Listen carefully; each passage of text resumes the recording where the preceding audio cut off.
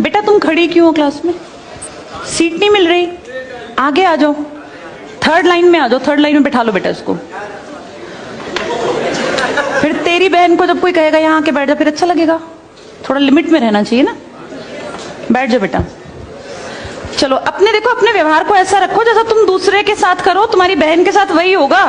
यहाँ नहीं, जहां वो कॉलेज में जाएगी वहां होगा, बस में होगा, ऑटो में होगा। समाज सबसे मिलके बनता है। तुम घटिया हो ना किसी के लिए, तो तुम्हारी बहन के लिए 100% कोई ना कोई घटिया। भगवान जो है कर्मा रिटर्न्स बैक है, ये सीधी थ्योरी है ये। और ये मैं अपने लिए भी मानती हूँ, मैं अपनी बेटी के लिए भी मानती हूँ। मैं जैसा कर रही हूँ ऐसा ही मेरे साथ होगा, या मेरे घर वालों के साथ। तुम जैसा कर रहे हो ऐसा तुम्हारे भाई बहनों के साथ होगा ही होगा। हम किसी भी बेटी के साथ गलत करेंगे ना, तो अपने आप को इसके लिए तैयार रखना कि मेरी बहन भी पढ़ने निकलेगी। आज छोटी है तो कल निकलेगी। चाचा की बेटी, मामा की बेटी, ऐसा नहीं कोई घर में रिश्ते ही ना हो, माँ भी तो होगी।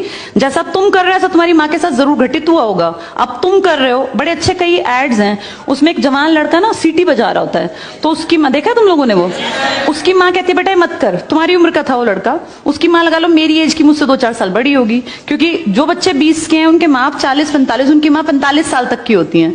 तो लगातार सीटियां बजा रहा है, उसकी माँ उसको कहती है बेटा मत कर, वो इरिटेट हो जाती है।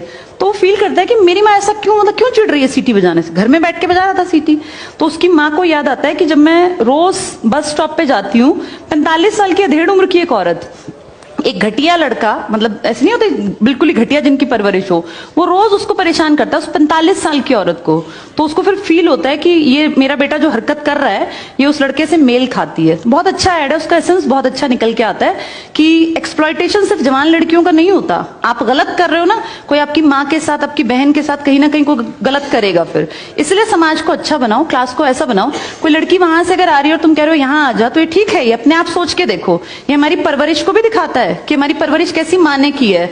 अपनी बेटियों को जितने हम संस्कार देते हैं ना, उससे ज्यादा बेटों को देने चाहिए, क्योंकि गलत करने वाले लड़के ही तो है ना, किसी के प्रति गलत कमेंट करने वाले। ये ठीक नहीं होता।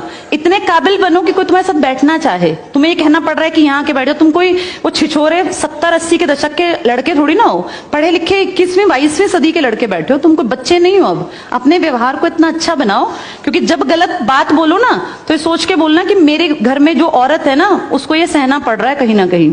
तुम ही लोगों ने समाज बना रखा है, इसको घटिया बना लो चाहे अच्छा बनाओगे तो पूरा समाज अच्छा बन जाएगा। घटिया बनाओगे तो तुम्हारी माँ को भी 100% सुनना पड़ता होगा, क्योंकि ये कर्म है, ये किसी को नहीं छोड़ते। तुम सबको 4 दीवारी में नहीं रख पाओगे, तुम्हारी माँ को भी कहीं ना कहीं बाहर निकलना पड़ता है। चाहे वो मार्केट सब्जी लेने जाती हो, गांव में रहते हो तो गली में तो निकलती है ना, उसको भी सुनना पड़ता होगा, क्योंकि समाज बनाने वाले तुम ही लोग हो। तो ये ध्यान रखो सबको कि भाई किसी को हमारे किसी भी कमेंट से बुरा ना लगे, और इनको अलग मत समझो। जैसी तुम्हारी बहनें ऐसी ही ये हैं। पसंद आना कोई अलग बात होती है, पर व्यवहार अच्छा रखना चाहिए। तुम्हारी परवरिश अच्छी माने की है, कम से कम ये दिखा के चलना।